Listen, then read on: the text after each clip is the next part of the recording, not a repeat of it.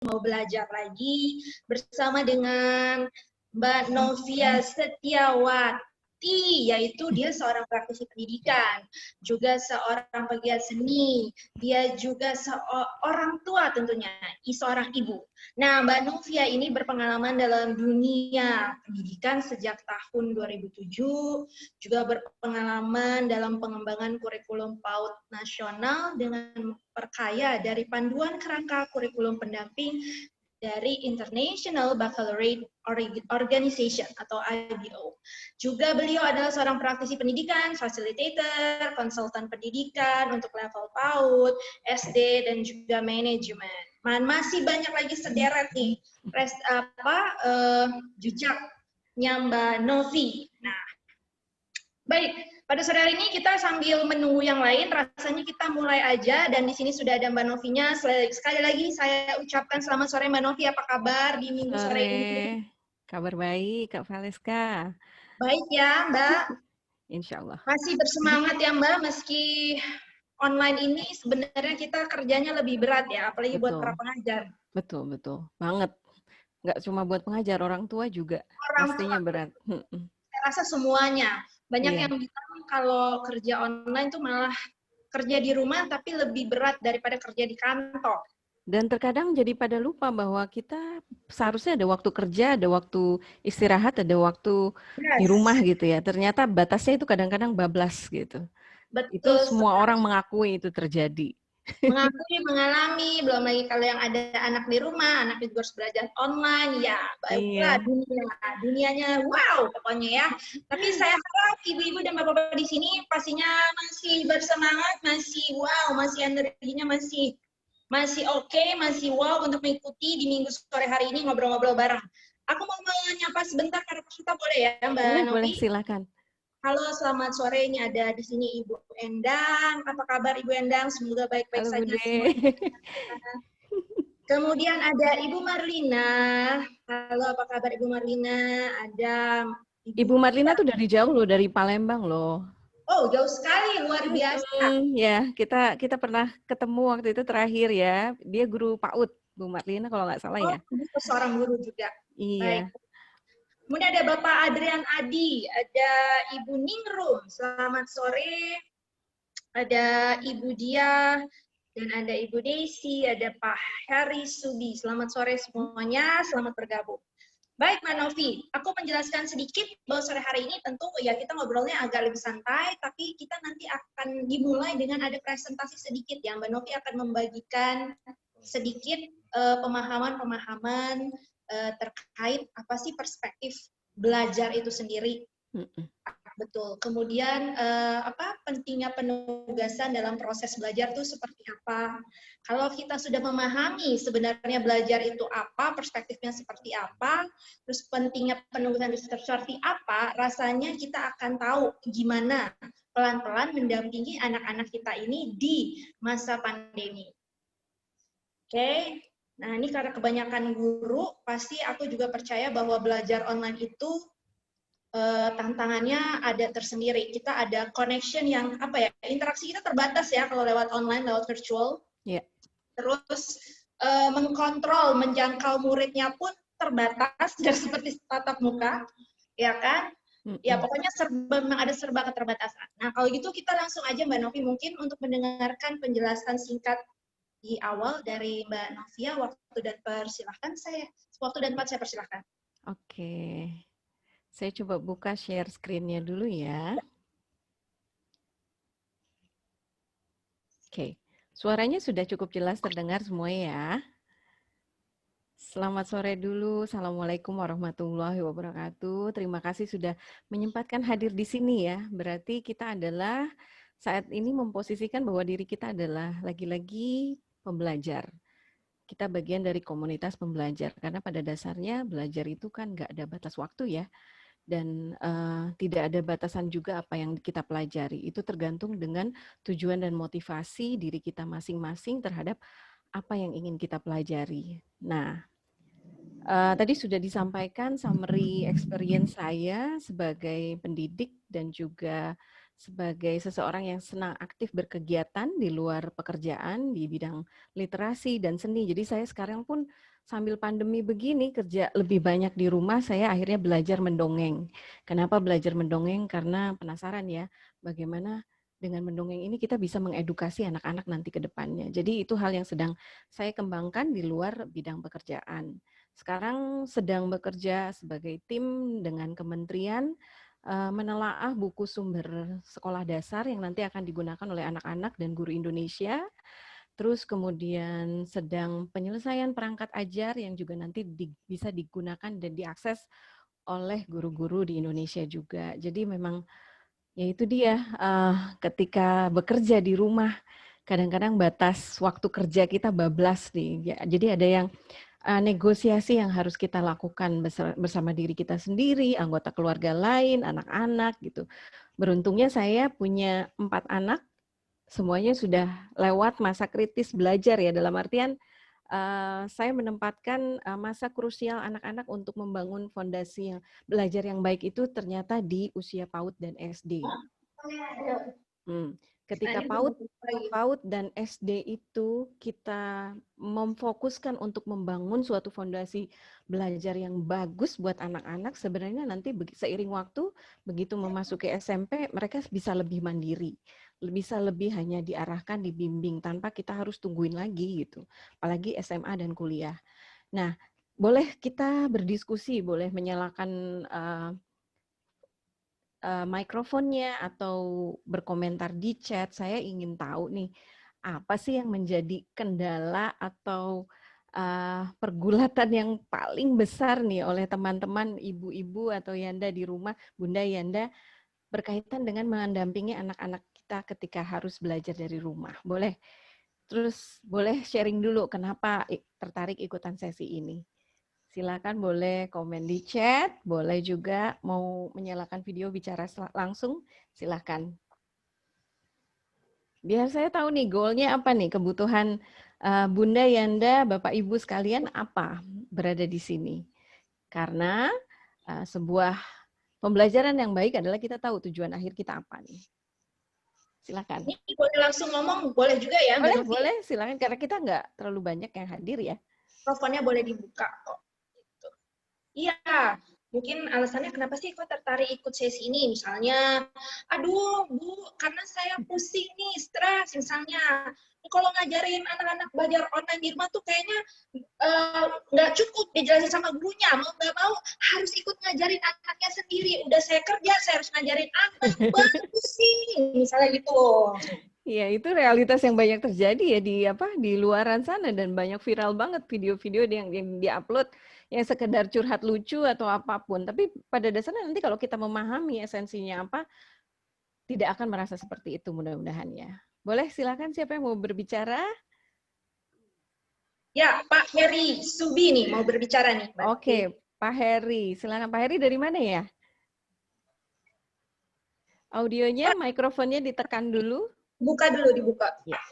Ya, dari Wonogiri, Jawa Tengah. Wah, Wonogiri, Jawa Tengah. Oke, selamat datang di sesi kita. Ya, profesinya kalau boleh saya tahu apa, Pak? PNS. Oke, punya putra, putri? Ada anak 2, cuman yang udah sekolah baru 1, kelas 2 SD. Oke. Berarti sedang memangku peran itu ya, mendampingi anak belajar di rumah. Jadi guru ekstra di rumah. 2 SD ya, Pak? Iya, 2 SD. Itu lagi benar-benar memang perlu. Silakan. Apa yang mau diceritakan? Kenapa mengikuti sesi ini? Kemudian kendalanya apa? Hai, Kak. Iya, jadi mungkin kendala kita sama ya dengan kendala orang tua yang lain. Jadi kendala kita selama belajar daring ini kan lebih ke menciptakan suasana belajar di rumah. Itu kan juga pengaruh ke mood belajar dari si anak juga kan beda suasana sekolah sama suasana rumah gitu. Bagaimana supaya kita mendukung suasana belajar itu juga untuk membangun mood anak gitu. Karena kadang di rumah kan kadang lebih santai. Gitu. Dan kebetulan karena kita di kota kecil, jadi sistem belajarnya itu hanya lewat WA, nggak ada lewat Zoom atau apa. Jadi tugas-tugas via WA gitu. Jadi kita yang benar-benar harus mendampingi. Cuman kadang kita karena kerja juga harus mengatur mood juga, bagaimana Betul. menyesuaikan mood dengan anak. Itu sih kendalanya. Lebih ke situ. Oke. Jadi bagaimana lebih kita sebagai orang tua memposisikan dan mensiapkan diri kita untuk membantu mendampingi anak-anak kita ya. Di luar Iya. kewajiban-kewajiban kita sebagai pekerja juga ya. Oke, ditampung ya Pak Heri, mudah-mudahan itu nanti terjawab ya seiring kita nanti membahas banyak hal di sesi ini. Oke, silakan. Hai Kak Sherin baru bergabung nih. Ini kawan saya yang juga sama-sama belajar mendongeng nih. Oke, silakan lagi yang mau. Ya, yang mau bertanya lagi mungkin mau sharingkan apa sih, kenapa sih tertarik ikut sesi ini? Ya, kalau tadi Pak Heri sudah menggelontorkan bagaimana membangun suasana belajar di rumah, begitu ya Pak Heri. Mungkin ada yang lain punya curhatan atau sharingan sehingga merasa tertarik untuk mengikuti sesi kita pada sore hari ini. Karena jadi nanti Novi juga. Ya, siapa? Bu Marlina. Oh, oke, Bu Marlina. Ya, Tapi Bu Marlina guru SD ini video, ya? Iya, ini videonya nggak bisa tampil ya, Bu ya? Nggak apa-apa, paham. Palembang tuh susah sinyal soalnya. Bu Marlina, Iya. Bu Marlina. Iya, terima kasih ya Bu Pali sama Bu Novi. Ya. Awalnya tuh saya lihat itu dari semalam saya lihat di grup WA, status WA. Nih saya tertarik nih dengan tema hari ini, tips dan trik mendampingi anak belajar di rumah selama pandemi. Kebenaran saya juga sebagai seorang guru dan sebagai orang tua, alhamdulillah saat ini juga ya. Di sini saya tertarik, saya itu ingin tanya nih sama Bu Novi tuh. Sekarang masa pandemi seperti ini kan banyak orang tua yang mengeluh tuh untuk mendampingi anak-anak belajar di rumah. Yang ingin saya tanyakan itu bagaimana cara kita sebagai guru saya tanya ya Bu ya, untuk memberitahu orang tua bahwa pentingnya anak itu didampingi saat belajar di masa pandemi seperti ini. Oke. Kerja sama orang tua, antara orang tua dan guru seperti itu. Iya. Ya, terima kasih Bu Novi. Oke. Bu Marlina punya putra putri? Punya 1 putra dan 1 putri. Sekolahnya di kelas berapa? Yang pertama laki-laki itu kelas 4 SD, yang kedua perempuan itu kelas 2 SD. Oh, masih kecil-kecil ya, masih butuh pendampingan banyak ya? Iya, betul sekali. Ya, oke, nggak apa-apa. Oke, satu lagi mungkin siapa yang juga mau bertanya? Terima kasih ya. Sama-sama Bu Marlina, mudah-mudahan nanti ada perspektif baru ya, pandangan baru yang bisa membuat pikiran kita lebih terbuka dengan bagaimana sih mendampingi anak-anak kita belajar atau bagaimana mengelola sebagai pendidik juga. Jadi saya akan mencoba berbicara di 2 perspektif yang berbeda, antara sebagai pendidik, antara juga sebagai orang tua ya. Oke, mungkin ada satu lagi. Boleh saya mau? Boleh, silakan. Iya, perkenalkan Ibu, nama saya Tria. Hai Bu Tria. Anak saya itu sekarang kelas 1 SD, yang satu kelas 6 SD. Jadi menurut saya itu jenjang yang buat mereka itu juga satu kan baru masuk dari TK lulus masuk SD, belum pernah ngerasain belajar di kelas SD itu seperti apa kan. Benar. Sementara satu lagi kelas 6 SD yang sedang masa persiapan untuk ke jenjang berikutnya ya, melanjutkan SMP. Jadi menurut saya ini dua-duanya tahap yang lagi krusial buat mereka masing-masing gitu. Iya. Nah, yang selama ini saya merasakan, kebetulan saya juga bekerja, cuman ada WFH, ada WFO-nya juga. Nah, gimana sih Bu caranya supaya mereka ini biar belajar di rumah, karena memang mungkin comfort zone ya, di rumah sama mama gitu. Jadi kadang tidak fokus, kadang juga tidak disiplin, banyak nawarnya. Padahal mungkin kita hanya mendampingi untuk meneruskan tugas-tugas yang dari sekolah sebenarnya ya.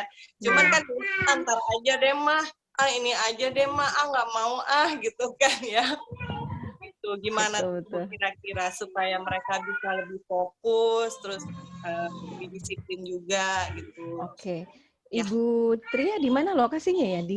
Saya di Jakarta. Oke, di Jakarta ya. Jadi Ini kebetulan ada salah satu guru dari sekolah anak saya dari SBM Buningrum ya. Oh, dari SBM. Oke, dari Sekolah SBM Taman ya. Mandiri. Iya. Oke, baik-baik. Kelas 1 SD tadi sama 6 SD. 6 SD. Aduh, itu masa-masa krusial Iya dua-duanya ya. benar. Oke, ya. Terima kasih Bu Tria. Nanti coba kita bahas ya. Ya. Oke. Baik. Ya, 3 orang dulu ya, Mbak Novi. 3 orang dulu, nanti boleh sepanjang saya presentasi kalau mau ada pertanyaan nanti akan saya sela-sela gitu. Tapi saya ingin mengajak semua yang hadir di sini ya memahami dulu deh apa sih belajar itu gitu, dan kenapa saya sebagai pendidik gitu dan orang tua sangat menekankan bahwa belajar itu harusnya menjadi sesuatu yang menyenangkan dan berlaku sepanjang hayat gitu. Dan perlu kita dalami dulu, ternyata secara dirumuskan dari beberapa ahli gitu, bahwa awalnya belajar itu didefinisikan sebagai proses untuk memperoleh pengetahuan baru, knowledge yang baru. Awalnya itu. Makanya mungkin kalau kita flashback lagi ke zaman-zaman kita sekolah dulu gitu ya, kita SD atau SMP, mungkin mayoritas dari pembelajaran yang kita ingat adalah kita membaca buku, menghafal, dan ujian menjawab soal-soal tertulis ABCD atau isian. Awalnya begitu. Tetapi seiring waktu, banyak expert akhirnya mengembangkan, ternyata tidak hanya itu. Seharusnya katanya belajar itu juga mendapatkan sebuah pemahaman mengenai satu nilai preferensi baru buat siapapun yang sedang belajar. Nilai dalam artian seperti value-value atau nilai tentang kerja keras, nilai kedisiplinan, nilai bagaimana lebih taat kepada Tuhan, nilai banyak nilai yang mungkin harus diajarkan kepada anak-anak kita. Preferensi dalam artian setiap anak itu pasti punya pilihan. Kita pun orang dewasa pasti punya pilihan, dan seiring bertambah usia, anak-anak akan memiliki preferensi-preferensi tersendiri gitu ya. Apa yang akan menjadi minat yang menarik untuk dia pelajari. Nah, itu di situ kita hati-hati. Bagaimana kita sebagai orang tua, sebagai pendidik bisa mengemas, kalau kita memperkenalkan sesuatu atau mengajak anak-anak kita belajar, kita bisa mengemas dengan situasi yang menyenangkan. Sehingga itu menjadi preferensi atau pilihan anak-anak supaya, oh ya aku mau belajar hal ini deh. Gitu. Jadi yang ditarik dulu di awal di situ adalah yaitu kita harus bisa mengambil hati, mengambil anak-anak supaya preferensinya ke arah apa yang sedang kita ingin tanamkan. Nah, kemudian lebih jauh lagi, seiring dengan perkembangan proses belajar dimanapun, ternyata yang paling krusial juga adalah itu mengembangkan sebuah keterampilan. Keterampilan ini akan berkaitan dengan mata pelajaran atau bidang-bidang studi yang akan mereka pelajari. Kalau matematika, mereka keterampilannya mulai dari sederhananya berhitung, mengenal angka, menjumlahkan, sampai keterampilan matematis yang nanti akan lebih kompleks. Tapi perlu disadari, ketika acquire new skills atau menguasai skill baru, itu pasti harus di mana kita ada keterampilan-keterampilan dasar yang harusnya dikuasai. Ketika anak sudah berhasil menguasai sebuah keterampilan dasar, pastinya ketika itu berjenjang, semakin lama tantangannya semakin tinggi, semakin kompleks, semakin sulit. Ketika keterampilan dasar itu sudah dikuasai, pastinya anak akan mengikuti. Kalaupun ada adjustment atau adaptasi, tapi itu pasti dikembalikan lagi. Oke, dasarnya seperti ini tinggal dibeginikan. Jadi ada modifikasi. Sebenarnya di situ. Nah, ini yang paling sekarang lagi digencarkan oleh pemerintah. Character development. Jadi bagaimana proses belajar itu ternyata dia bisa dikatakan mencapai hasil yang paling tinggi ketika bisa merubah atau memantapkan sikap atau behaviors anak-anak. Tentunya berubah itu dari yang negatif ke positif, dari yang salah menjadi yang benar. Atau memantapkan selama ini hal-hal yang sudah baik, menjadi lebih istilahnya menempel dalam kehidupan anak-anak, menjadi satu hal kebudayaan dalam hidup mereka. Atau etos itu karena sudah membudaya, sudah hidup dalam diri mereka. Jadi mereka lakukan itu tanpa lagi dorongan, tanpa lagi keharusan. Itu sebenarnya proses pembelajaran yang paling tinggi. di situ. Nah, apa yang membuat belajar itu menjadi efektif? Ternyata banyak hal. Mungkin di sini juga saya, kalau tidak salah tadi ada Mbak Majdah Kudah ya. Nanti saya mau minta beliau juga memberikan sumbangsi ya. Dia juga konselor yang bisa membantu anak-anak untuk yaitu bermasalah untuk mengatasi permasalahan mereka ya. Apa yang bisa membantu belajar itu jadi efektif? Yang pertama, tentunya mengikuti struktur pola otak kita. Jadi ketika belajar, pastikan apa yang kita perkenalkan atau materi yang diberikan itu terstruktur dan terpola. Ya, ketika terus struktur dan terpola, otak kita akan men-set secara baik hal-hal yang terstruktur, hal-hal yang terpola. Nanti ketika itu sudah menempel atau melekat, dan otak kita juga memiliki dua bagian storage atau penyimpanan, jangka pendek dan jangka panjang. Ketika pola dan pembelajaran yang terstruktur ini hanya dipelajari di awal, sekali, dua kali, mungkin dia akan tersimpan di short term memory atau pembelajaran jangka pendek, penyimpanan jangka pendek.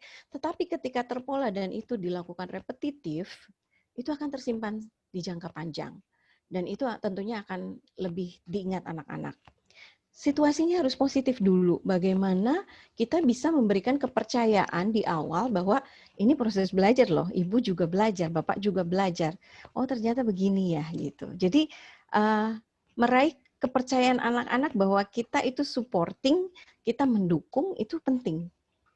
Buka dengan aura yang positif, yang menyenangkan, yang ketika anak tahu, oh, I have my fully support from my mom and my dad. Saya punya support yang penuh nih dari orang tua saya. Gimana kalau kita sibuk? Oke, nanti kita bahas tips-tipsnya bagaimana. Terus belajar juga itu akan menggeser gitu. Kalau anak-anak mungkin di pemahaman mereka di usia PAUD, SD, atau SMA, itu mungkin ya mereka belajar hanya untuk bisa mengerjakan ujian dengan baik, dapat nilai bagus, atau lulus, bisa melanjutkan ke jenjang berikutnya di sekolah yang favorit, yang menyenangkan, yang menurut pilihan mereka. Tetapi bagaimana kita bisa memberikan alasan yang kuat dulu nih. Kenapa kamu harus menguasai matematika dasar minimal? Kalau anak-anak kita nggak suka matematika, ya udah nggak apa-apa, minimal matematika dasarnya. Terus kemudian kenapa harus berbahasa Indonesia yang baik dan benar? Kenapa harus mampu menulis? Kenapa kita harus menguasai teknologi? Beri alasan-alasan yang kuat dan kasih pengalaman ke anak-anak ketika bertemu situasi, oh ternyata ini manfaat belajar matematika, oh ini manfaat belajar IT. Ketika ketemu momen-momen seperti itu, jadikan itu momen bersama. Nih Kak, kalau kita nggak belajar IT, nggak belajar komputer dengan baik, kita tentu nggak akan bisa nih menyelesaikan atau melakukan hal ini. Oh ternyata ketika kamu bisa menulis dengan baik, kamu sekarang udah bisa mulai menulis diary sendiri ya. Itu adalah alasan yang bisa kita kuatkan supaya ketika belajar itu menjadi bergeser ke preferensi anak. Terus kemudian jadikan situasi belajar itu sesuatu yang konstruktif, berguna dan membangun sifatnya. Tidak bisa disangkal, pasti ada kesulitan, pasti ada tantangan. Tapi bagaimana ketika kesulitan atau tantangan itu datang, kita memposisikan bahwa oke, berarti kita harus effortnya lebih nih, usahanya harus lebih nih.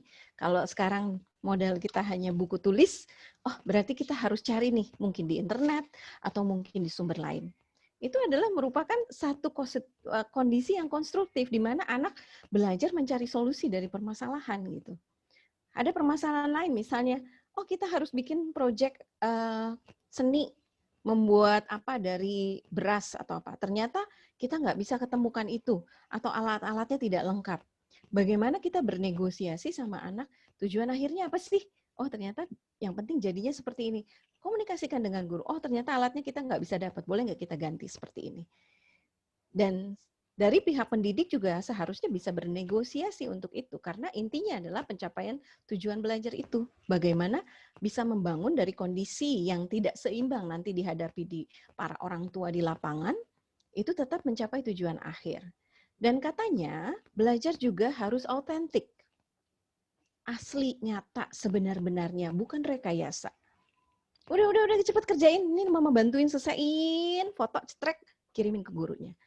Itu nggak autentik. Dan kita membahayakan anak-anak kita ketika kita melakukan hal itu gitu. Nanti kita akan bahas ya.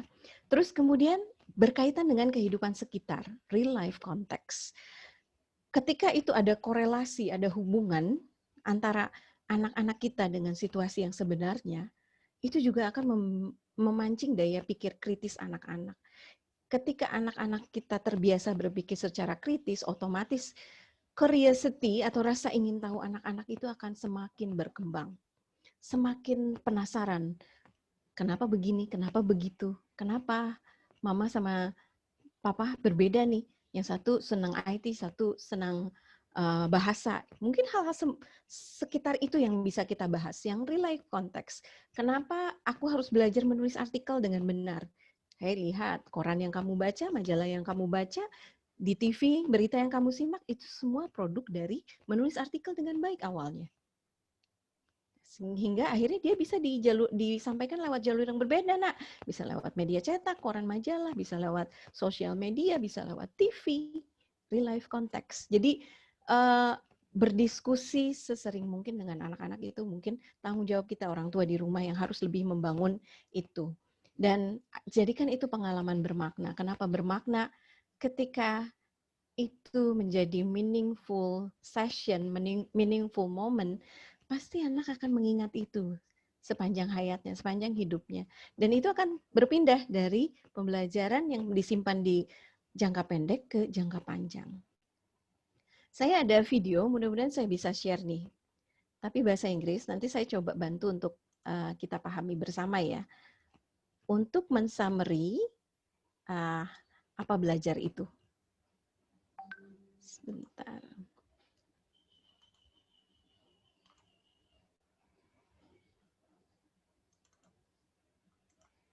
Oke. Mohon coba dibantu saya dijadikan co-host. Sudah ya? Oke. Apakah sudah bisa dilihat? This single organ accounts for about 20% of your body's blood, oxygen, and energy usage. The brain houses 100 billion neurons with... Sudah bisa disimak videonya? Mohon maaf. Sudah ya? Oke, lancar berarti. Each neuron somewhere between 1,000 and 10,000 synapses or connections to other neurons. Every thought, every action, and every memory is managed and stored in these neural pathways. Nah, katanya ternyata otak kita itu terbangun dari beribu-ribu, bermiliar-miliar neurons. Neurons itu jaringan-jaringan sel otak ya yang saling berkaitan. Oke. What does this mean? Well, every brain is unique and uniquely organized. Yet historically, schools have educated students as if they had identical brains. In the drive to ensure standardized accountability, education has sought not to facilitate learning, but conformity. Nah, yang masih menjadi tantangan adalah bagaimana katanya setiap otak manusia itu berbeda dan unik sifatnya. Tidak ada yang spesifik sama. Nah, yang jadi bahaya adalah ketika kita menerapkan sebuah pembelajaran yang ditujukan semua tugasnya sama, semua kewajibannya harus sama.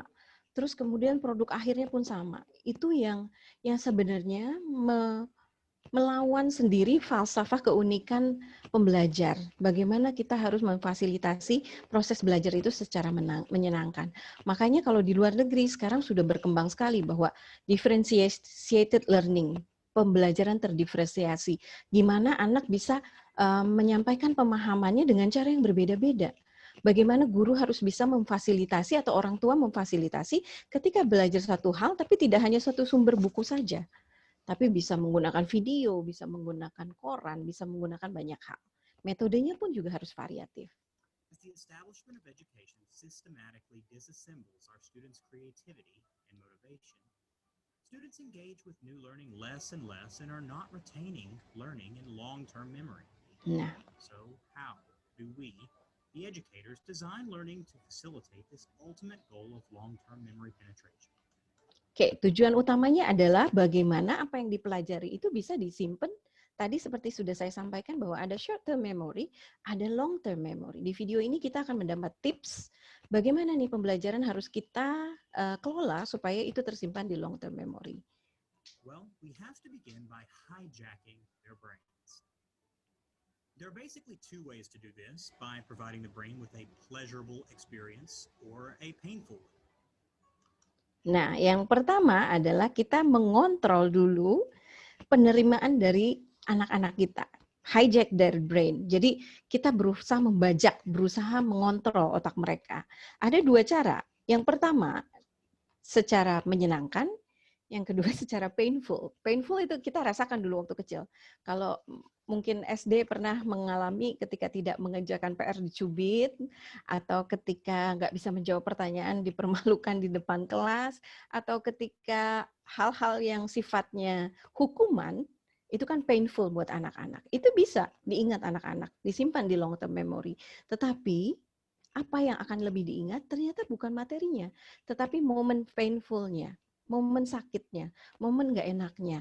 Makanya kenapa kita perlu mengontrol sangat sekali ketika kita berkomunikasi atau belajar sama anak, jangan sampai kita memberikan pengalaman yang painful, yang tidak menyenangkan, yang menyakitkan.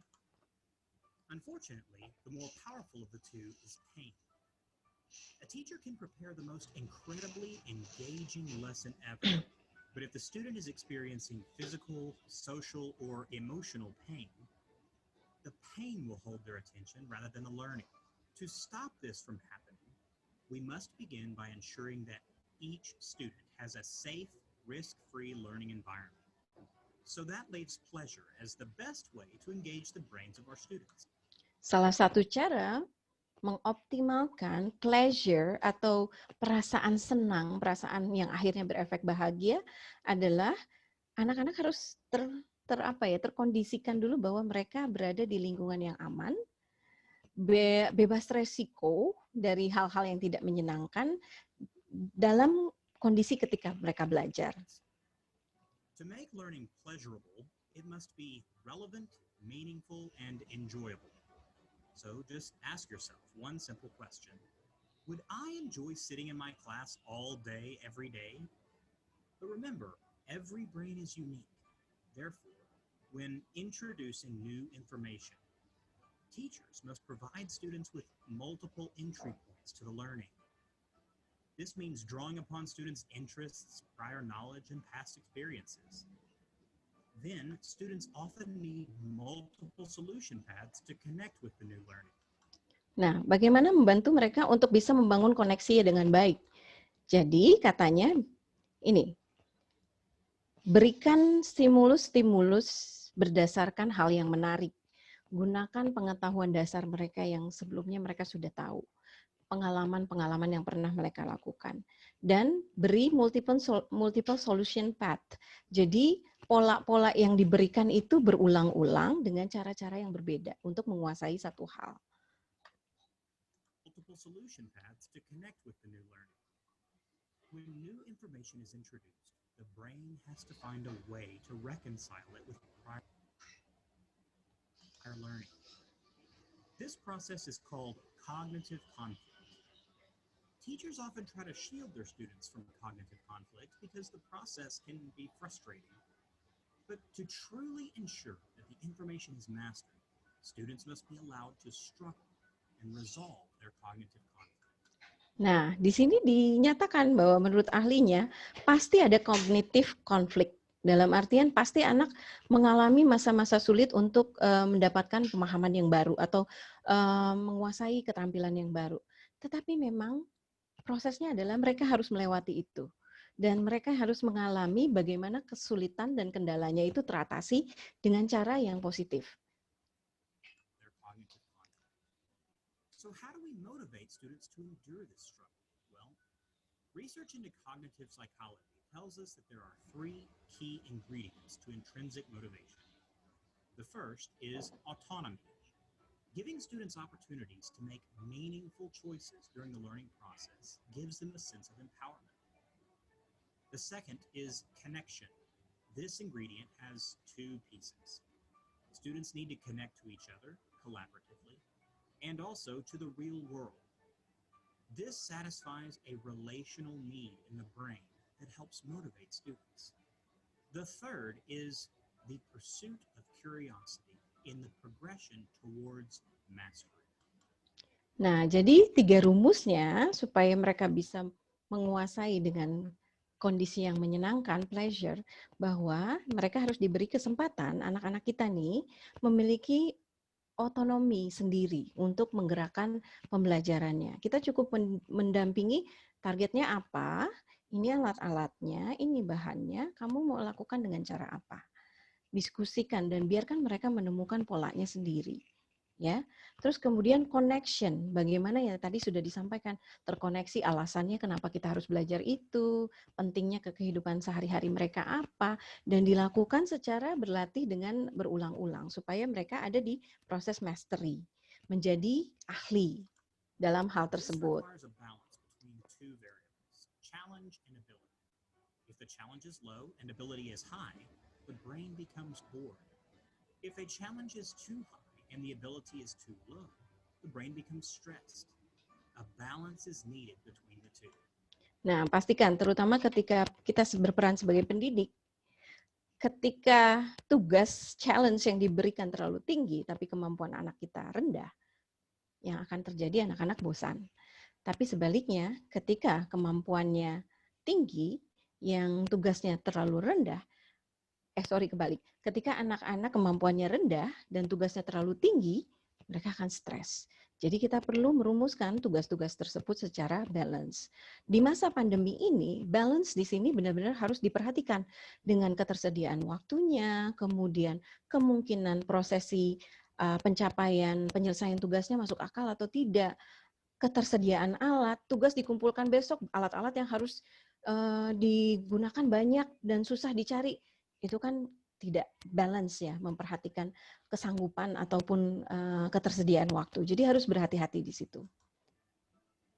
And when the brain finds a challenge that is perfectly balanced with ability, the result is called flow. And it is the most intense enjoyment of learning that the brain can experience. When the three ingredients of autonomy, connection, and progression towards mastery are mixed together in the brain, the result is a storm of motivation.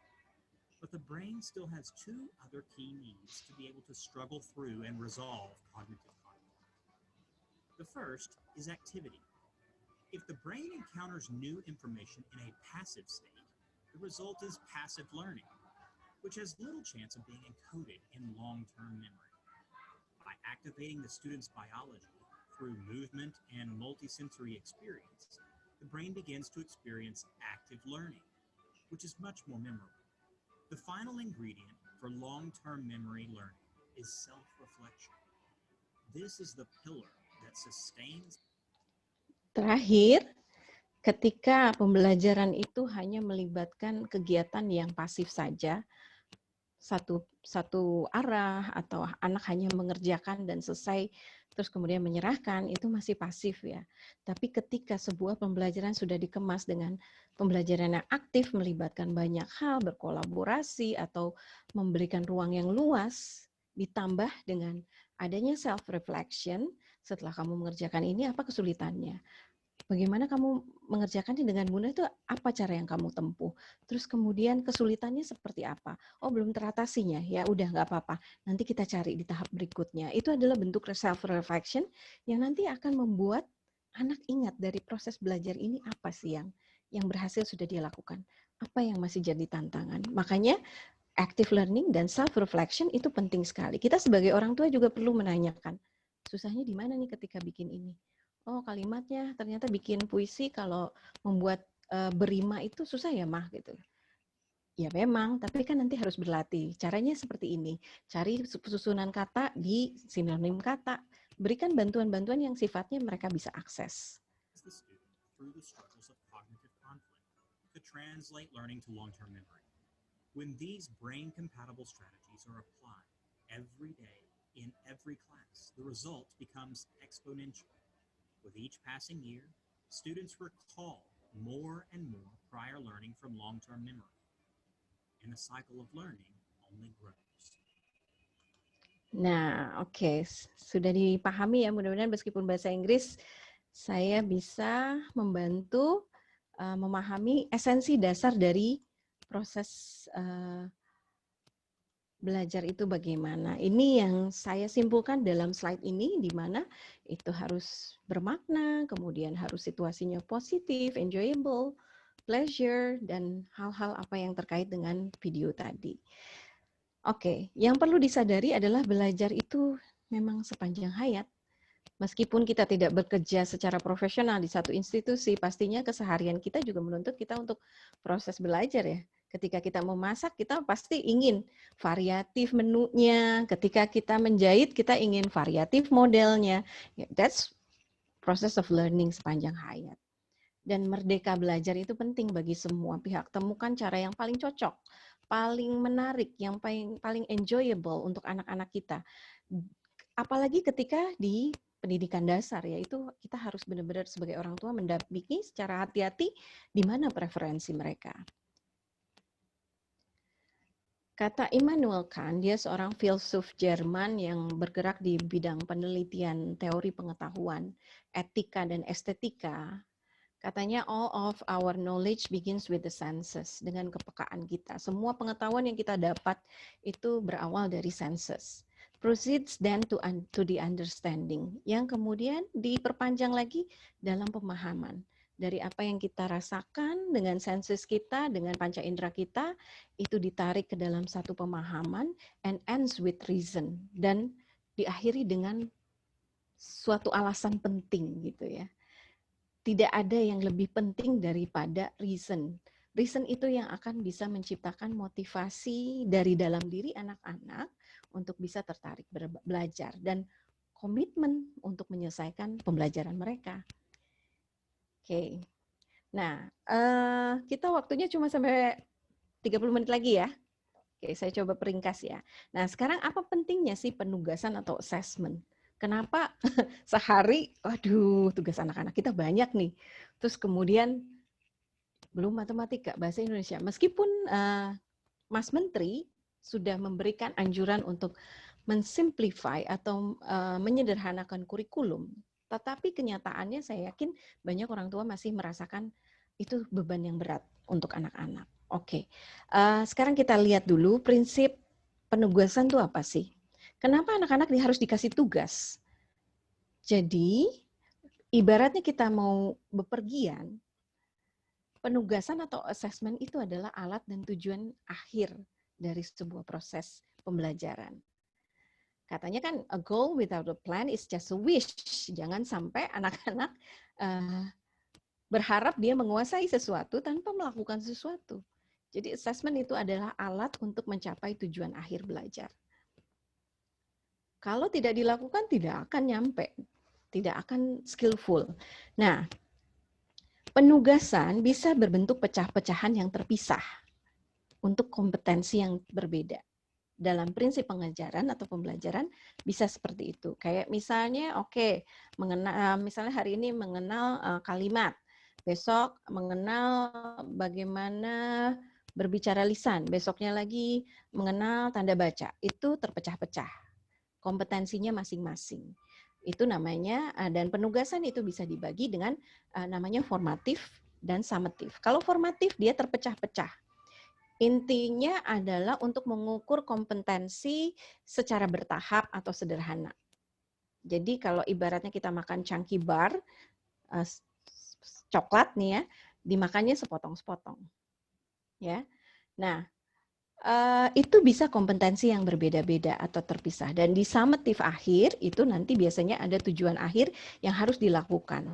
Biasanya dalam bentuk tes. Baiknya tes itu tidak hanya fokus pada tes tertulis saja, tapi ada tes bentuk-bentuk lain, ada banyak tes yang bisa dilakukan. Kalau anak disuruh berbicara secara lisan, berarti itu yang mau dilihat performanya. Presentasi itu performanya. Dalam bentuk gambar itu berarti dalam bentuk kreatif yang lain. Jadi ini yang patut dipahami. Jadi mengapa setiap hari itu pasti ada tugas yang beriringan yang diberikan oleh seorang guru.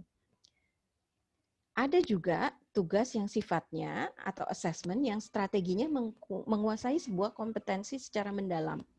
satu proyek misalnya, biasanya dia akan bertahap dan itu berkaitan sebagai bentuk suatu perjalanan. Misalnya di awal, biasanya guru akan ada pengenalan tugasnya dulu, target kompetensinya apa, yang harus dicapai apa. Nah, kemudian nanti ada step kedua, masih berkaitan tugas ini, tapi nanti yang kompetensinya berbeda. Nanti ada lagi, sampai akhirnya terakhir, tujuan akhir, itu juga summative assessment. Biasanya ini yang bentuknya project-project. Butuh apa ya? Butuh pendampingan yang cukup lebih fokus di sini, karena kadang-kadang ini adalah sebuah strategi menguasai kompetensi yang mendalam. Nah, bagaimana sih supaya kita bisa mendampingi proses belajar anak kita nih? Jadi ketika diberi tugas, pastinya harusnya seorang guru melengkapi dengan materinya apa, tujuan yang ingin dicapai apa, kompetensinya. Kita teliti dulu di situ. Oh, pengetahuannya dia menguasai proses daur hidup kata.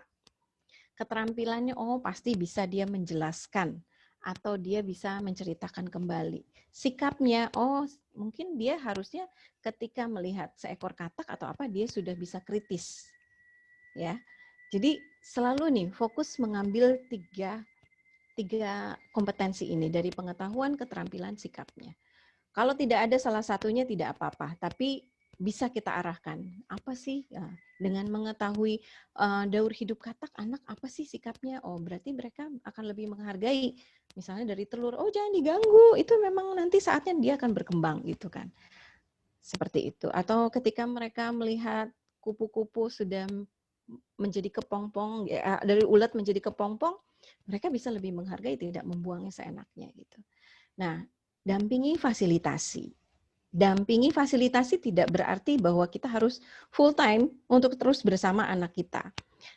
Ini hanya berlaku di awal dasar-dasar membangun kemampuan belajar saja. Tapi ketika kita pun harus bergeser, bisa memberikan pengalaman belajar secara mandiri ke anak-anak. Kalau kitanya sendiri tidak percaya dan terus mendampingi dari awal sampai akhir sampai itu selesai, anak tidak akan belajar bagaimana belajar secara mandiri kan. Makanya kita harus lebih bisa mengontrol ini, oh ini bisa ditinggal deh. Oke, 30 menit Kak, ini ya yang harus dikerjakan. Instruksinya pendek-pendek dulu dan dipecah-pecah. Itu mungkin cara mendampingi. Nah, ketika itu sudah berlangsung 30 menit, balik lagi lihat, cek penguasaannya, penyelesaiannya. Kalau sudah hasilnya baik, oh berarti bagus. Next time untuk kerjaan yang lebih challenge, mungkin bisa ditantang lagi nih. Dikasih peningkatan kemandirian yang lebih. Ketika belum selesai, feedback positif. Oke Kak, baru selesai segini ya, kenapa? Nggak selesai, aku banyak ngobrol sama aku ini. Oke, alasan pasti banyak ya. Oke, tapi kan tugas ini harus selesai. Jadi berikan reasoning yang mendalam karena anak-anak, berikan feedback yang positif. Ini yang udah selesai bagus kok, Mama happy lihatnya ini. Kalau misalnya ini selesai semuanya, pasti Mama lebih happy. Hal-hal seperti itu, appreciation yang mungkin bisa kita berikan.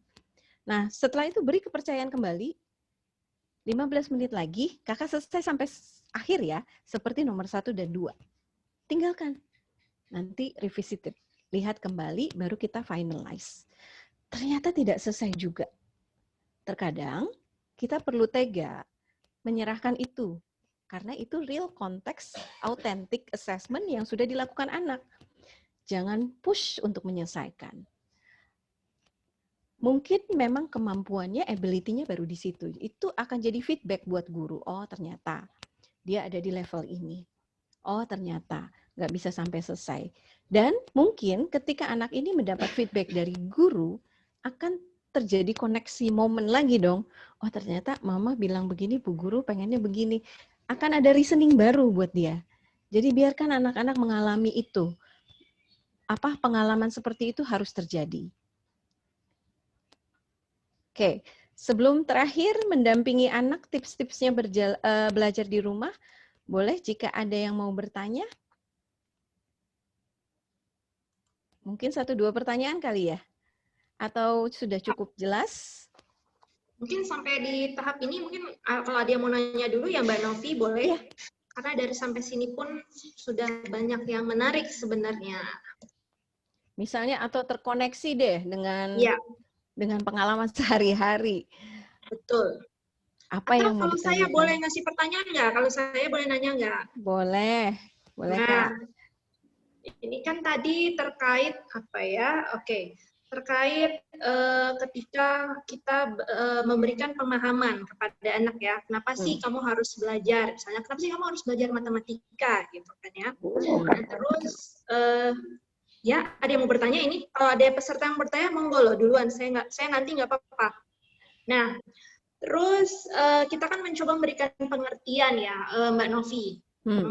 Mencoba, iya boleh Pak, ini dari Mbak Fatul Jana, kalau pertanyaan di chat boleh nggak? Boleh, boleh. Boleh, silakan. Boleh banget Mbak, nanti tinggal saya bacakan, nanti dijawab. Ya, nah ini kan memberikan pemahaman, sudah memberikan pemahaman. Nah ini pelajarannya kebetulan matematika nih Mbak Novi. Ini tentang jam-jaman, belajar jam, ya kan? Ini untuk kelas 2 SD. Nah, sudah diberikan pemahaman mengenai kamu kenapa sih harus belajar, itu satu udah. Kemudian dijelaskan sendiri mengenai subjek ya, subjek dari math itu sendiri, mengenai jamnya. Tapi si kecil nggak ngerti-ngerti. Jadi harus diulang lagi, akhirnya maminya capek. Ya kan, kok anaknya nggak ngerti-ngerti, maminya lama-lama nadanya mulai tinggi. Ya kan?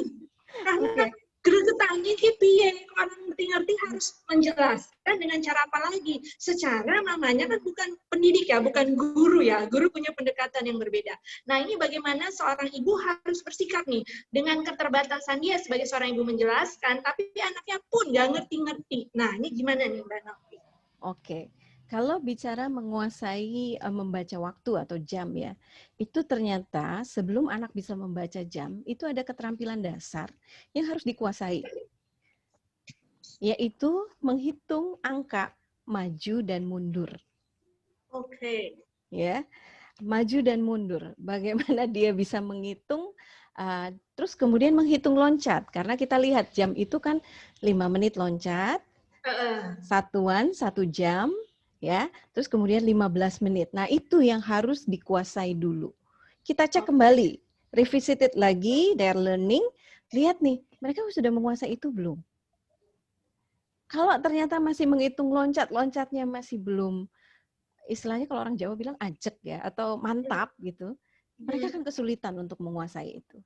Nah, caranya adalah dengan membuat garis lagi. Garis dari 0, hitung 1, 2, 3, 4. Oke lah, kalau jam kan berarti sampai jam 12 nih adanya. Oke, tulis dulu sampai 12. Nanti kalau 12 mundur ke sini jam 11. Mundur lagi, mundur 2 langkah, itu diulang-ulang. Nah, nanti setelah itu menguasai 5 menit lagi. Nah, ini sebenarnya kemampuan dasar yang memang harus dikuasai di awal dulu. Jadi, aduh, kadang-kadang saya juga suka sedih ya.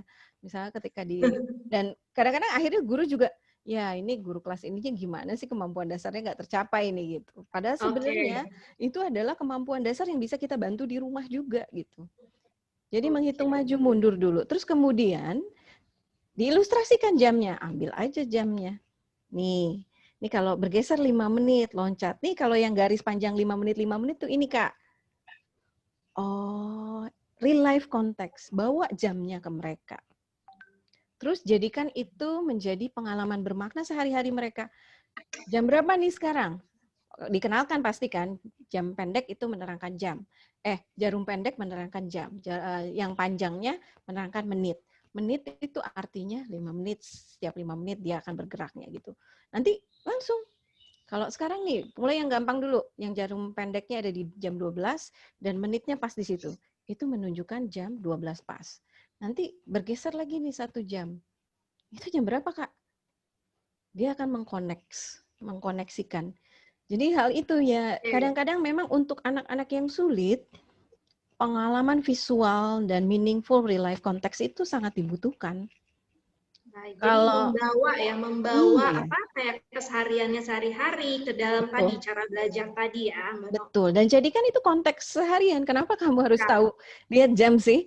Mau bablas lewat jam makan nggak mama suruh makan gitu. Atau mau bablas acara kamu ketinggalan favorit di TV. Hal-hal seperti itu. Berarti ini tadi terkait ini ada hubungan juga, berarti secara nggak langsung jadi membangun suasana juga nggak sih? Ini terkait tadi pertanyaan Pak Heri ya?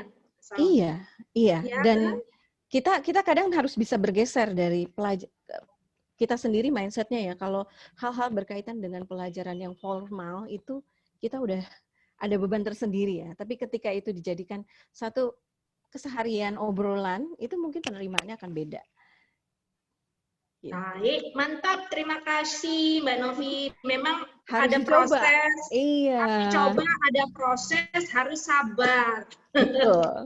Nah, ini tadi Oke. pertanyaan dari Mbak Fatul Jana, kalau nggak salah, ini pertanyaannya adalah bagaimana cara kita mengintegrasikan pembelajaran yang inovatif di era pandemi ini dari sisi orang tua maupun sisi sebagai pendidik. Seru itu pertanyaannya. Oke. Pembelajaran yang inovatif dari sisi orang tua maupun pendidik. Oke, kita mulai dari sisi pendidik dulu ya. Inovatif itu jangan dikaitkan dengan sesuatu yang sifatnya selalu kekinian atau berkaitan dengan teknologi atau apa. Inovatif itu prinsipnya kan sebenarnya suatu pembaharuan dari sifat yang lama gitu. Misalnya dengan mengubah misalnya apa tuh, kalau tisu gulung dia kan ada yang di dalamnya itu kan, dengan mengubah fungsi dia dari sampah menjadi sesuatu yang lebih berguna, itu sebenarnya sudah inovatif dalam makna yang sederhana gitu. Juga mengajarkan prinsip reusable dan recycle secara bersamaan. Jadi bagaimana nih kita harus berpikir bahwa selama pandemi ini orang tua dan siswa akan sangat terbatas sekali untuk bisa keluar rumah. Bagaimana memanfaatkan pembelajaran itu dengan menggunakan alat-alat yang di rumah. Ketika misalnya kita matematika, menghitung sudut, ketimbang berpikiran panjang, coba cari sudut yang bisa kamu temukan di rumah. Misalnya mengukur sudut yang berapa? 90 derajat. 90 derajat itu begini ya. Berarti ambil, cari, temukan semua barang. Kalau misalnya mau, biar gampang, foto, gariskan gambar sudutnya, kasih keterangan. Itu adalah suatu bentuk pembelajaran inovatif juga dalam bidang matematika. Misalnya, yaitu dari jam tadi, gunakan, coba atur jadwalmu sehari ini, apa yang kamu lakukan. Sambil mereka menghitung jadwal secara matematik, mereka bisa diintegrasikan dengan pelajaran bahasa Indonesia. Oke, jam 8, ceritakan apa yang kamu lakukan sehari-hari. Itu adalah bentuk yang pembelajaran yang meaningful, yang saya tahu pasti itu kompetensinya juga ada. Menceritakan kegiatan sehari-hari di bahasa Indonesia, matematika membaca jam, terus kemudian masih banyak hal. Jadi lebih kembalikan lagi semuanya situasional di rumah, pengalaman di rumah, dan pastinya orang tua akan lebih mudah membantu. Kalau misalnya membuat alat-alat, ya gunakan itu. Misalnya kerajinan dengan menggunakan beras, dengan bekas-bekas sisa pakaian perca, atau elap, atau apapun, itu semua bisa digunakan. Jadi settingnya dari situ dulu. Nanti begitu itu memang tantangannya, melihat di kompetensinya ternyata, oh memang harus beri luang waktu yang cukup untuk mereka mempersiapkan alat-alatnya, gitu. Jadi inovatif itu tidak selalu harus yang wah gitu atau yang membuatkan sesuatu yang super gitu, tetapi lebih bagaimana mengadaptasi hal-hal sederhana tersebut dengan new way, dengan cara yang baru gitu. Oke, berarti dituntut orang tua juga mau nggak mau dituntut untuk kreatif ya, kreatif dalam artian bisa memanfaatkan sekecil apapun, sesederhana apapun hal-hal yang ada di sekitar kita gitu ya. Dan mau nggak mau ada kerjasama ya, keterlibatan ya. Yes. Nah, seperti itu, menarik sekali nih Mbak Novi. Nah, mungkin ada yang mau bertanya nggak nih dari para peserta, ibu-ibu dan bapak pada sore hari ini yang mau nyambung-nyambungin nih. Dari tadi kan sudah ada penjelasan, ada pertanyaan, mungkin ada yang terbersit, ya nih aku begini. Nah, boleh dijabarkan atau boleh disambungin pertanyaannya apa. Baik, nah kalau tadi berarti dituntut kreatif gitu, Mbak Novi. Gimana kalau orang tua sendiri atau mamanya, entah ayahnya, bisa nggak nih, udah lelah, aku udah kecapean nih, aku kayak wes capek gitu kan, pikiran wes mumet, ya kan, nyari uang makin sulit, ini masih harus dipaksa untuk kreatif lagi, buat sisi orang tua sendiri, Mbak Novi, biar nggak terlalu nggak terlalu depres, nggak terlalu stres, Apa kira-kira, ada tipsnya nggak nih? Oke, saya tanya balik. Kalau capek obatnya apa? Aku tergantung orangnya dong. Kalau saya tidur atau nonton. Oke, tidur dulu, nonton dulu. Istirahat. Jeda, break itu tetap perlu. Jadi ketika kondisi pandemi ini, mungkin kita harus melakukan pemetaan ya dengan anak-anak didik kita atau orang tua yang mendampinginya. Lakukan pemetaan secara sederhana. Misalnya, oke, dari 28 anak yang saya pegang, yang orang tuanya di rumah berapa orang? Geser dulu, kelompokkan. Yang orang tuanya bekerja, berapa orang? Yang di rumah cuma sama nenek kakeknya. Harus benar-benar didalami seperti itu. Itu kenapa? Supaya kita bisa tahu siapa yang mendampingi anak didik ketika kita memberikan tugas. Nah, ketika kita lihat, oke, kalau bekerja, oke, minimal begini deh. Jadi memang tidak mungkin juga kita sebagai orang tua yang bekerja bisa nongkrongin bareng Zoom gitu ya. Atau selalu, pastinya kita pun harus menyelesaikan tugas kita dulu. Makanya kenapa proses menanamkan pengalaman belajar yang mendasar dan benar itu perlu ditanamkan secara bertahap pelan-pelan. Taruhlah sekarang tadi ada yang di kelas 1, ya aduh ini susah banget.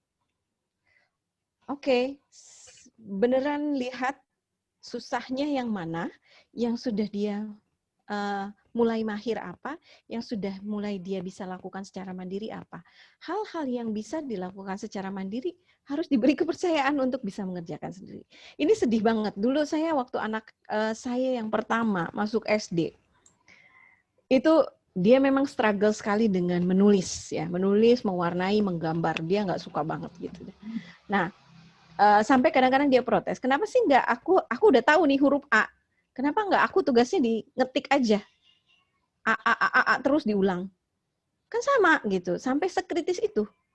Tetapi ketika karena penugasannya harus menulis A berulang sampai 3 lembar, ya udah Kak, kerjain dulu.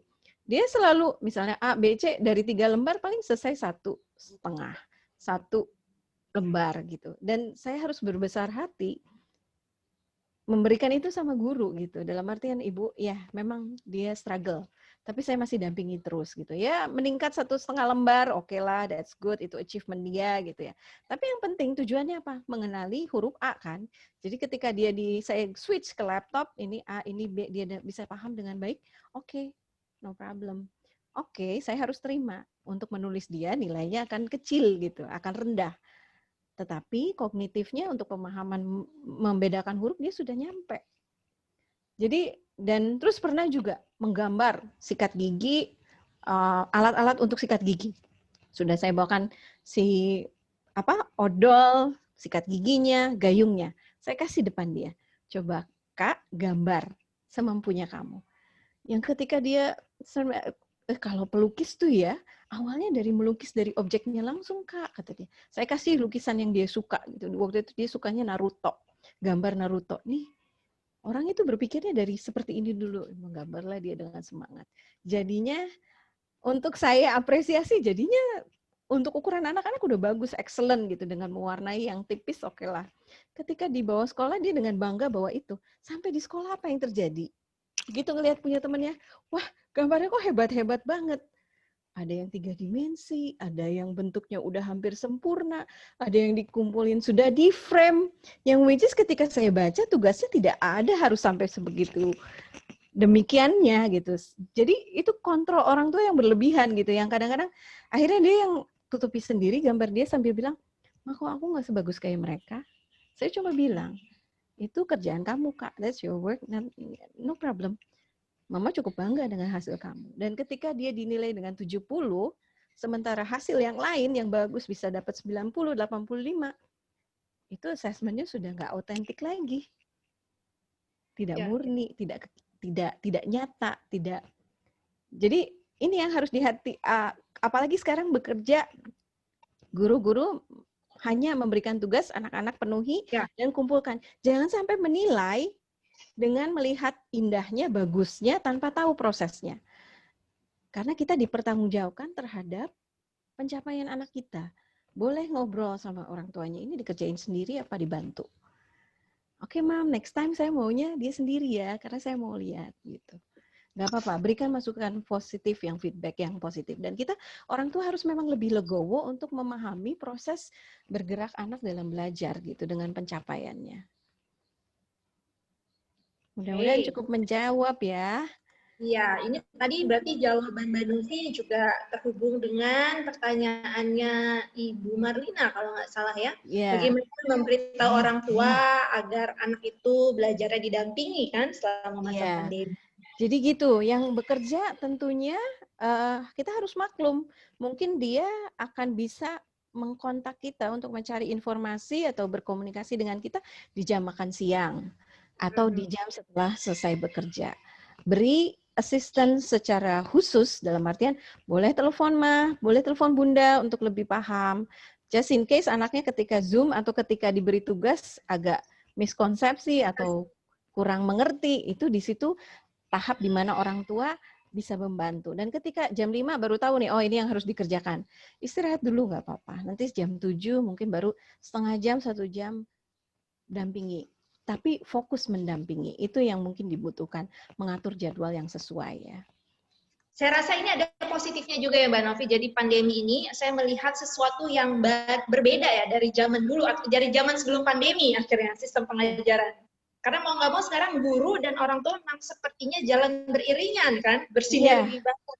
Jadi teman, saling koordinasi, saling pokoknya komunikasi kan, jadi lebih dekat. Jadi benar-benar yang kerja nggak melulu guru sendiri gitu, jadi terlibat dua arah, dua pihak. Betul ya, sekali. Setelah ini Mbak Novi ada yang mau apa lagi nih part kita atau mungkin ada pertanyaan dari peserta, masih ada pertanyaan? Kita masih punya waktu tinggal 8 menit. Oh alah. 8 menit ya. Saya summary dulu tips terakhirnya ya. Ya, boleh. Boleh ya? Ya, monggo Mbak Novi. Oke.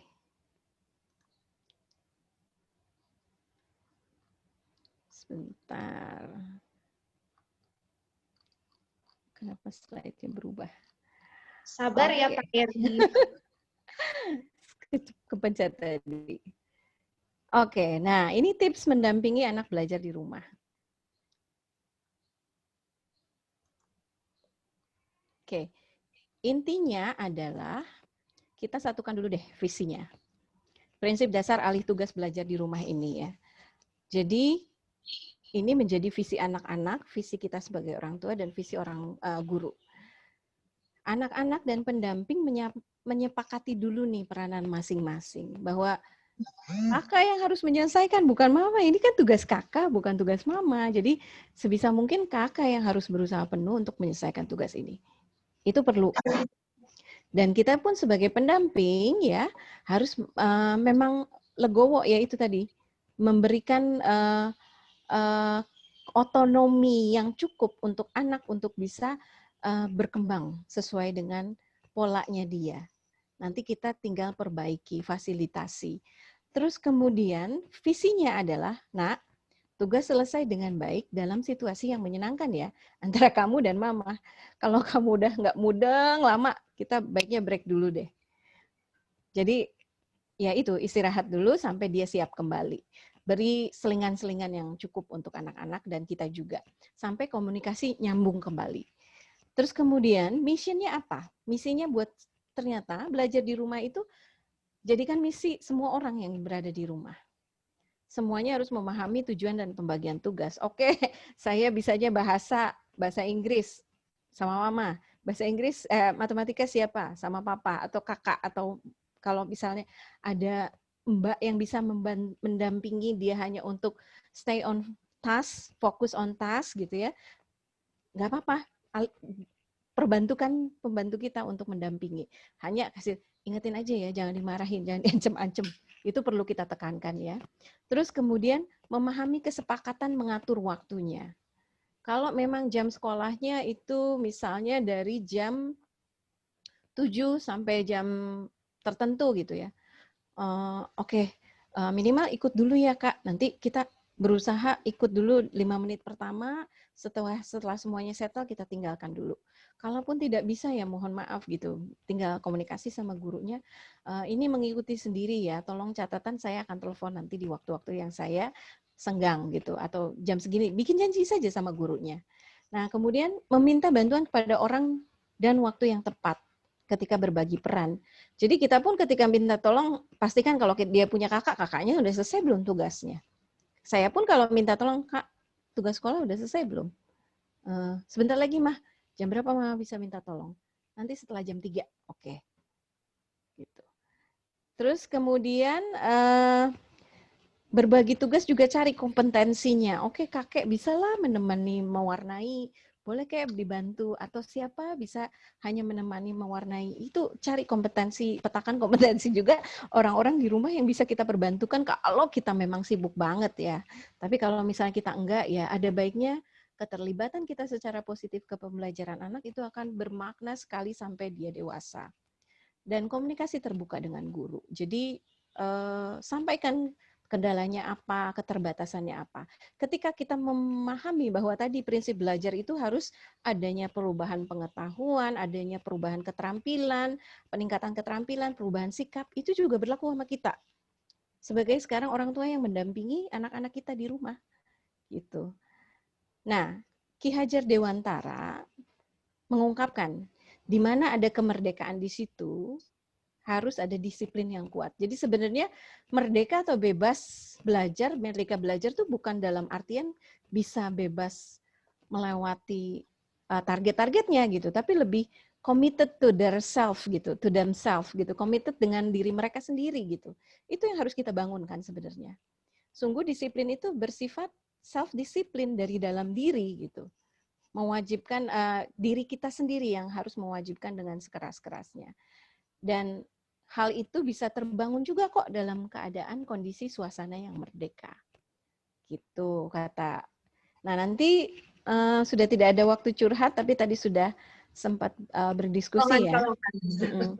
Kuncinya memahami bahwa ini proses belajar bagi semua, ya, bagi gurunya, bagi anaknya, dan bagi kita sebagai orang tua juga.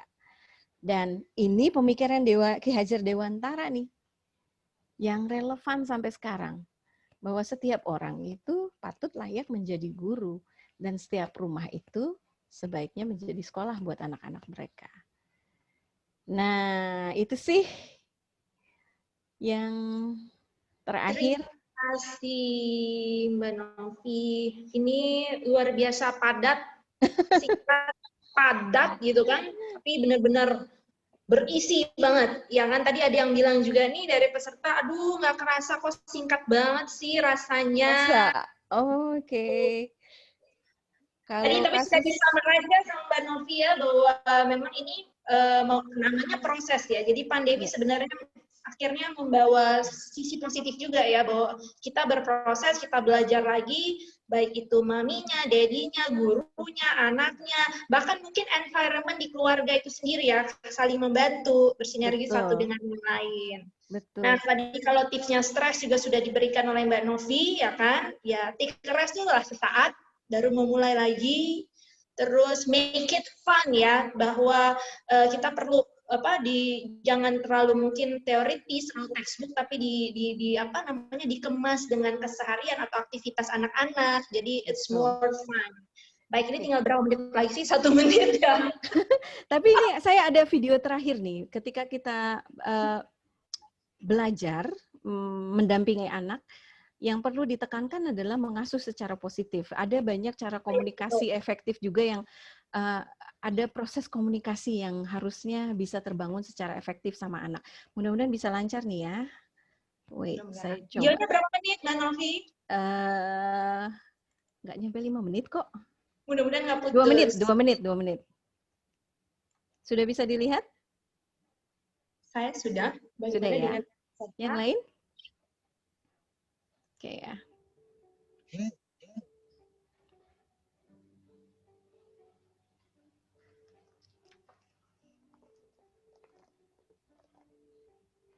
Di tengah padatnya kesibukan keseharian Anda, kapan biasanya Anda meluangkan waktu untuk berkomunikasi dengan anak? Sebelum kerja, setelah kerja, atau pada akhir pekan saja? Lalu, apakah Anda pernah merasa komunikasi terkesan tidak efektif karena tidak adanya respon balik dari anak dan akhirnya membuat hubungan di antara keduanya menjadi tidak harmonis? Jangan khawatir, komunikasi dapat menjadi efektif dengan kebiasaan-kebiasaan kecil yang biasa kita lakukan. Lalu, kebiasaan-kebiasaan apa sajakah yang dapat membangun komunikasi efektif? Biasakan mendapatkan perhatian anak sebelum berbicara. Saat berkomunikasi, selaraskan tubuh dan kontak mata Anda dengan anak. Berbicaralah dengan jelas dan gunakanlah bahasa yang mudah dimengerti. Gunakanlah pilihan kata-kata yang positif. Sebagai bentuk perhatian saat anak Anda sedang berbicara, cobalah untuk mendengarkan. Secara aktif memberikan umpan balik dan gunakan gumaman-gumaman empati. Tunjukkan tindakan positif dan perhatian Anda dengan mengungkapkan rasa sayang dan kangen Anda. Tanyakan tentang keseharian dan keadaan mereka. Berikan kata-kata pujian. Meminta maaf ketika melakukan kesalahan. Ucapkan terima kasih sebagai bentuk apresiasi. Tawarkan bantuan kepada mereka. Siap sedia kapanpun anak Anda membutuhkan. Dan jangan lupa bahwa anak Anda adalah hadiah terindah dari Tuhan. Bagaimana? Tidak sesusah yang Anda bayangkan, bukan? Mari kita terapkan komunikasi efektif bagi seluruh keluarga Indonesia.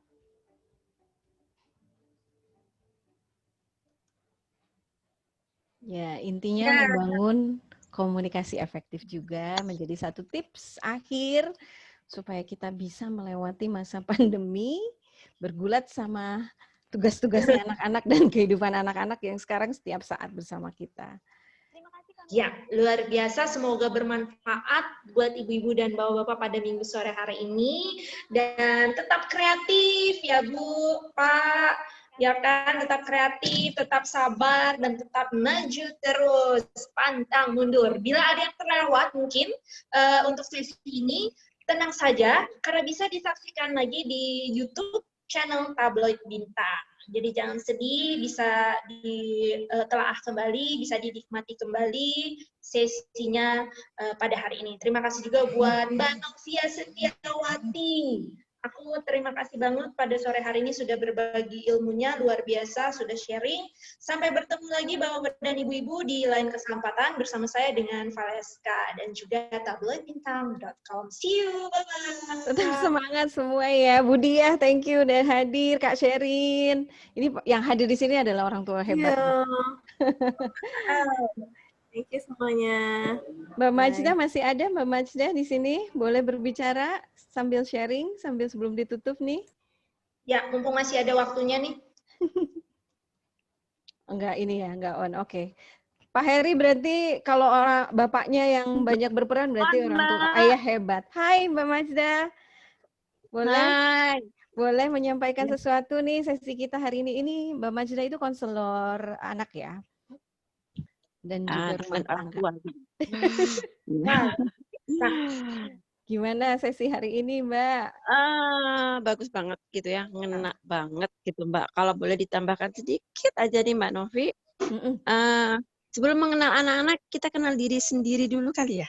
Oh, oke, ya, itu dia. Ya kan? Ini bidangnya Mbak Majda. Mungkin nanti bisa diundang, Mbak. Setuju. Ya. Kadang-kadang orang tua nggak sabaran bukan anaknya yang nggak bisa, tapi orang tuanya yang sedang nggak sabar. Betul. Gitu kali ya, Mbak ya. Iya, jadi menyenangkan betul. buat anak harus menyenangkan juga buat orang diri tua. kita sendiri. Nah, ini mah keren dah dari Mbak Novi. Ya, jadi itu break, senangkan diri dulu diri kita sendiri sebelum kita bisa kembali berinteraksi dengan secara tenang dan bahagia sama anak-anak ya. Betul sekali. Mood itu penting juga sebenarnya ya. Oke. Thank you. Semoga bermanfaat bagi semua ya. Pak Heri juga dapat jawabannya, Pak Heri. Terima kasih semuanya sudah jauh-jauh. Bye-bye. Sampai ketemu lagi. Dah. Happy parenting ya.